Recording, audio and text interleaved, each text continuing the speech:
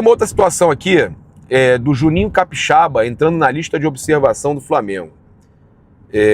Informação aí que eu, sinceramente, não vejo o menor sentido, né? Olha, Juninho Capixaba é disputado no mercado, Red Bull Bragantino exige 7 milhões de euros, 46 milhões de reais pelo defensor. Cara, mas o Flamengo tem 3 opções, gente. Não dá para acreditar nesse tipo de informação. Jorge Nicola trazendo, o Flamengo está buscando lateral esquerdo, o Vinha vai se recuperar agora para o Mundial. O Flamengo tem o Ayrton Lucas, o Alexandre e o Matias Vinha, todos jogadores de seleção brasileira e uruguaia, tudo selecionável. 2 de seleção brasileira, 1 de seleção uruguaia. O Flamengo vai buscar um lateral esquerdo mais para quê? Ainda tem os meninos da base. Eu queria entender o para quê. Não vai fazer, isso não existe, cara. Essa informação não existe, não tem o menor sentido. Eu mandei até a minha equipe, nem posta nas redes isso aí, Instagram, Twitter, não posta. Não tem o menor sentido isso. Eu duvido que o Flamengo esteja buscando lateral esquerdo. Ainda tem o Varela, que joga na esquerda também. Ontem jogou e joga bem. Falou que realmente quando ele entra no decorrer do jogo não é a mesma coisa, porque ele joga pelo outro lado, mas ele joga ali também. Então, gente, não tem o menor sentido. Varela vai renovar. O Flamengo vai assinar o contrato com o lateral esquerdo. O Flamengo vai assinar, mas não é o Capixaba, é o Varela que joga na esquerda também, vai renovar com ele. Com ele o Flamengo vai renovar, o Flamengo vai assinar contrato com o Varela. Fora isso, não tem nada. Olha, o ataque do Flamengo ontem, estou vendo muitas matérias aqui, oscilou em meio à pressão aí sobre o BH e volta também do Pedro, a pressão na questão do que está acontecendo. E foi, inclusive, a minha pergunta para o Felipe Luiz, né, com relação a todo mundo falando que o Flamengo jogou mal, que o jogador foi mal, que isso, aquilo. Cara, o Flamengo jogou bem ontem, o Flamengo perdeu muito gol. O que eu reclamo o Flamengo perde muito gol. Isso é uma realidade. Mas o Flamengo jogou muito bem, o Flamengo amassou. Cara, na reta final, até o Flamengo postou, eu não acho legal postar isso não, virou Neuer. Então, o cara agarrou bem, mas o Rossi também, no primeiro tempo, fez uma defesaça. Quando ele foi exigido, ele fez uma defesaça. O Rossi está agarrando demais. O Léo Jardim, realmente, ele agarrou demais. Ele pegou, ele salvou, foram 7 chutes a queima-roupa, 7 chutes ali, que grande chance que o Flamengo teve no gol, que ele salvou. Ele fechou o gol, parecia um polvo, realmente, cheio de mãos, é impressionante. Tentáculos, né, mas tô falando, o polvo, parecia um polvo. Meu irmão, a bola não entrava. Teve uma cabeçada que, acho que foi do Bruno Henrique, meu irmão, inacreditável. Agora, não precisa chamar o cara de Neuer, né? Pelo amor de Deus. Mas eu vou falar uma realidade. O Flamengo não jogou mal, cara. O Flamengo não jogou mal. O Flamengo fez uma partida para ganhar o jogo. O Flamengo fez uma atuação para ganhar o jogo. Ali no final amassou o Vasco. O goleiro salvou. O Flamengo empatou e eu vou fazer uma análise aqui para vocês, tá? Sobre a questão... A gente vai falar do Michael, falar dessa questão do Flamengo. O Flamengo hoje tem 5 jogos no campeonato. Ganhou 3, empatou 2, 11 pontos. O Flamengo fez 2 jogos em casa, 3 fora, porque o jogo ontem foi fora. No Maracanã foi fora. Era mando do Vasco. Então, o Flamengo tem 3 jogos fora e 2 em casa. O Flamengo tem 11 pontos. A média do Flamengo tá incrível. Vamos contabilizar, esquece que empatou com o Inter em casa, mas vamos contabilizar o seguinte, é como se o Flamengo tivesse ganho 2 jogos em casa, fez o dever de casa, ganhou os 2 jogos em casa, ganhou 1 fora e empatou 2 fora. Esse tipo de aproveitamento, a cada 3 jogos fora, ganhando 1, empatando 2 e ganhando os seus em casa, ponto. É aproveitamento de campeão, tá? Esse é aproveitamento de campeão. Então, se o Flamengo mantiver esse aproveitamento, mas o Fluminense pode passar, o Palmeiras pode passar, é aproveitamento de campeão, cara. O Flamengo joga em casa agora contra o Corinthians.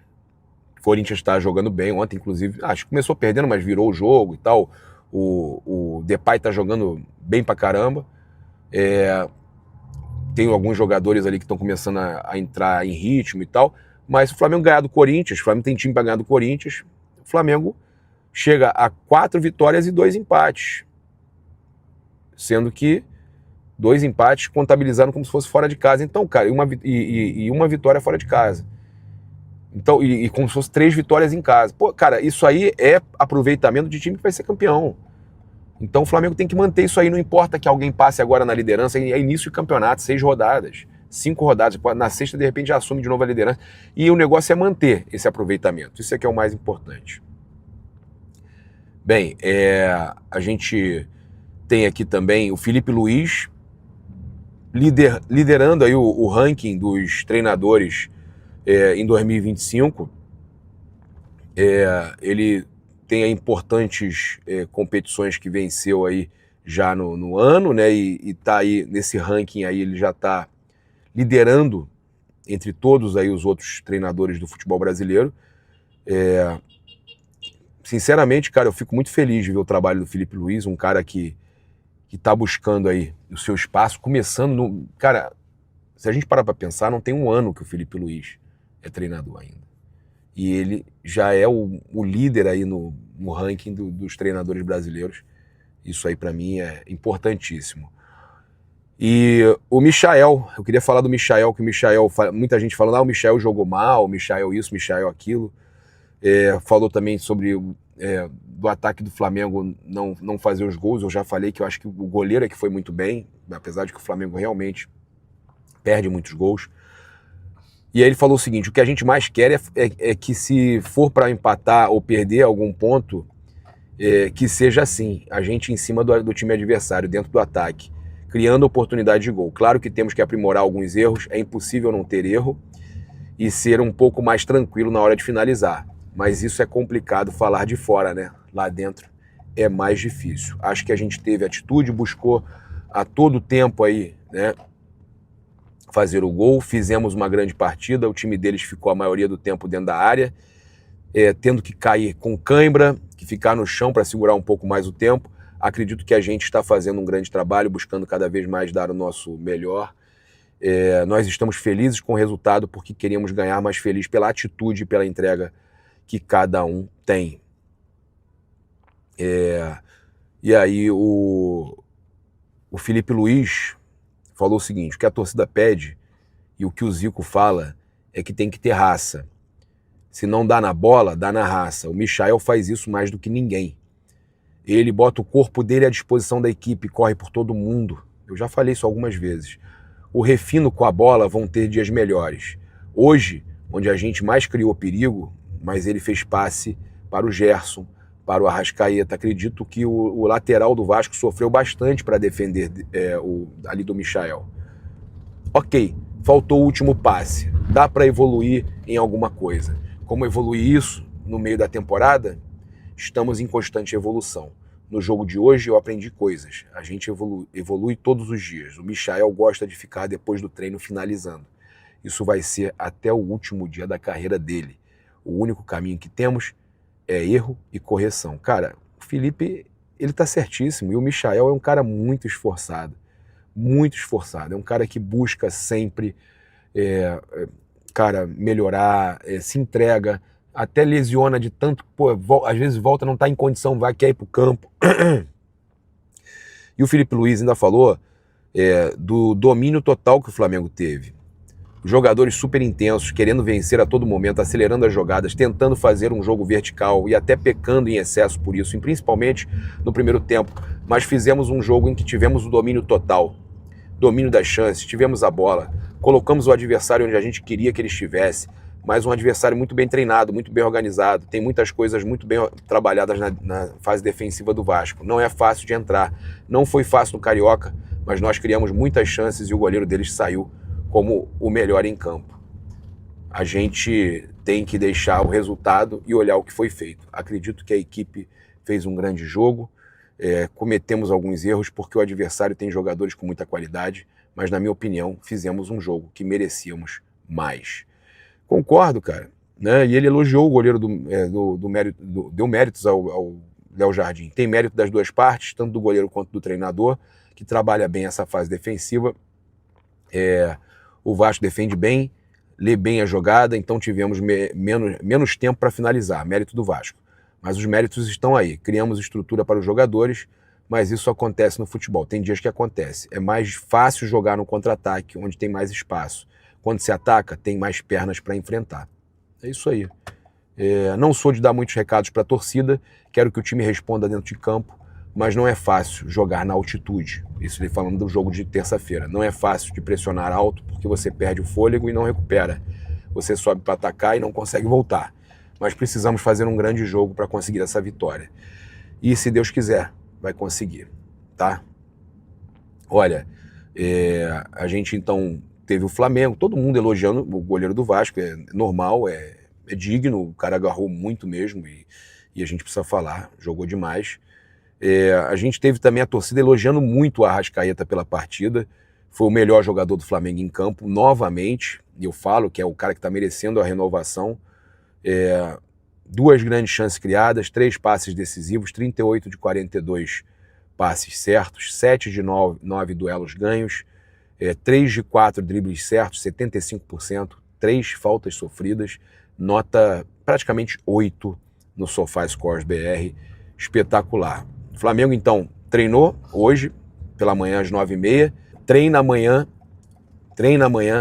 em Quito, então o Flamengo aí se preparando para partida, né? Vai chegar antes aí, o que não é muito comum, mas o Flamengo vai chegar antes em Quito. Olha só, em entrevista aí à Amazon Prime Video, José Boto, diretor de futebol do Flamengo, afirmou que está em busca de 2 ou 3 atletas para reforçar o grupo no meio do ano. Confirmou essa informação que a gente já vinha trazendo. Hoje eu tenho mais conhecimento sobre o elenco do que quando cheguei e a janela estava aberta. Há realmente 2 ou 3 coisas que nós temos que melhorar para o elenco ficar bem mais forte do que já é. E ele fala também da importância da disputa do Super Mundial. É uma vitrine enorme, eu acho que vai dar uma equilibrada, coincidir com o início da temporada na Europa. Os clubes europeus vão encarar um pouco como uma pré-temporada e isso vai dar uma equilibrada entre os sul-americanos e os europeus. A nossa expectativa é alta, tudo que vier é lucro. Vamos com boas sensações para esse Mundial. E então ele fala também da prioridade, né? Sobre que foi muito falado isso aí. É uma competição extremamente difícil, o brasileiro, como se tem visto até aqui. Nós não nos iludimos com o último resultado 6-0, que foi realmente expressivo, mas também não somos tão horríveis como parecemos naquele jogo que perdemos aqui para o Córdoba. Sabemos o caminho que estamos traçando e não vai ser um caminho fácil, mas nós estaremos empenhados em conquistar aquilo que nos propusemos a conquistar. Já adianto, a prioridade são todas as competições. Nós entramos para ganhar em todas, sejam elas quais forem. É isso que temos feito. Queremos dar alegria e essa gente que está aqui, embora o mando de campo seja do Vasco, é mais flamenguista. Estamos em casa, ou seja, tinha mais flamenguista ontem. E o Flamengo ele deixando claro que a prioridade são todos os campeonatos. Sei que isso tem efeito na performance dos jogadores, por isso vamos 2 dias antes para a adaptação ser melhor. Penso que não será tão problemático em Quito quanto é La Paz. Também acho, mas o Felipe está preparando o time para isso. Tá? É isso, convido você a seguir, curtir, compartilhar em todas as plataformas. Você que está no YouTube, eu convido a se inscrever aqui embaixo, acionar a notificação no sininho, deixar aquele like maroto no vídeo. Muito obrigado aí pela sua companhia. Saudações rubro-negras. Isso aqui é Flamengo. Valeu. Fala galera, saiu a nota oficial do Bruno Henrique, que a gente informou mais cedo nas nossas redes que aconteceria com exclusividade. A gente recebeu que ele soltaria uma nota oficial com o auxílio do seu departamento jurídico, né? E a gente já tem aqui a nota do Bruno Henrique, que demonstra que ele está muito chateado com o vazamento das conversas privadas, e eu até nesse ponto aí eu concordo que não deveria ser permitido, né, o vazamento de conversas aí do Bruno Henrique antes que alguma decisão fosse tomada, antes que ele fosse realmente julgado ou, vamos dizer, que ele fosse culpado. Aí sim você poderia ter as provas expostas, mas antes de ter ali uma confirmação de provas e tudo mais, do julgamento em si, isso não poderia vazar. E vaza, né? A gente tem aqui no Brasil as coisas vazando, que deveriam correr em segredo de justiça vazando. Eu vou trazer aqui a nota oficial do departamento jurídico que cuida dessa questão do Bruno Henrique. A defesa do atacante Bruno Henrique, em nome do advogado Ricardo Pieri Nunes, emitiu uma nota oficial sobre a situação envolvendo o jogador. O atleta Bruno Henrique é conhecido e respeitado por sua simplicidade e comprometimento com o esporte. Nunca esteve envolvido em esquemas de apostas. Pelo contrário, acredita que o negócio de apostas deveria sofrer cada vez mais restrições pelas autoridades. Olha só, o que ele está dizendo com isso? O que eu entendo que ele está dizendo com isso? Quando ele fala de restrições das autoridades, com relação a alguns mercados ou com relação a quem pode utilizar isso, atletas, familiares de atletas, um cuidado maior de quem pode utilizar isso, talvez pelo CPF, isso eu sou a favor. Agora, tem uma outra questão também, que ele pode estar ele não é explicado, mas que ele pode estar falando, a gente tem que supor. Eu vou continuar com a nota, mas eu queria comentar o que eu acho que ele está falando. Ele está falando dos mercados. E eu costumo... eu sou um cara que eu jogo com responsabilidade. Eu jogo troco, aquele famoso troco do pão, não acho legal. Eu vejo, respeito, mas eu vejo influenciadores que jogam 100, 150 mil, aí ficam mostrando valores aí, valor de um carro, de um apartamento. Eu acho isso aí uma loucura, mas tudo bem. O que eu penso é que ele está falando de mercados como cartão, que o jogador pode manipular, mercado de escanteios, faltas, são vários mercados ali que expõem certos números ali que o jogador pode manipular. Por exemplo, mercado de quem ganha, quem perde, mais complicado, que depende do grupo, né? É um esporte coletivo. Para esporte coletivo é mais complicado. Por exemplo, de quem vai fazer o gol. Quem vai fazer o gol também é complicado, porque aí você teria que combinar com o atacante ou com o cara que vai fazer o gol e com o goleiro para ele aceitar, né? O jogador já vai tentar fazer o gol sempre, então não tem sentido. Não tem sentido. Essa é uma situação que é um mercado que é tranquilo. Aí o mercado de gols, de quantidade de gols e tudo mais, são coisas assim mais tranquilas. Esses mercados que envolvem cartões, o cara pode forçar para tomar, faltas, escanteios, que o cara pode, sabendo que o lateral, o escanteio, essas coisas assim, sabendo que pode ter uma aposta de mais de tantos escanteios e que falta um ou dois para bater, o cara pode pegar simplesmente botar a bola para fora ali, numa bola que ele poderia, de repente, dar um chutão para frente. Ele prefere botar para escanteio porque ele vai ter ali um favorecimento. Então, eu entendo como essas restrições, isso que ele está falando. Você melhorar essa situação para que não tenha nem que desconfiar de manipulação mais. Não tenha que... Óbvio que é sempre importante ter um controle, porque você pode ter vários jogadores juntos combinando. Mas você podendo fazer restrições maiores, é isso que eu entendi, tá? Então, as distorções que estão sendo causadas pela interpretação e divulgação indevida de mensagens privadas fora do contexto serão esclarecidas no curso do processo. O atleta confia que o Poder Judiciário oportunamente corrigirá a injustiça que está sendo cometida. Então, é importante trazer que ele fala aqui que as distorções que estão sendo causadas pela interpretação e divulgação indevida das mensagens privadas do WhatsApp. Ele não está dizendo que não existe, que as mensagens não existem. Ele está reclamando da divulgação indevida de mensagens privadas, fora de contexto.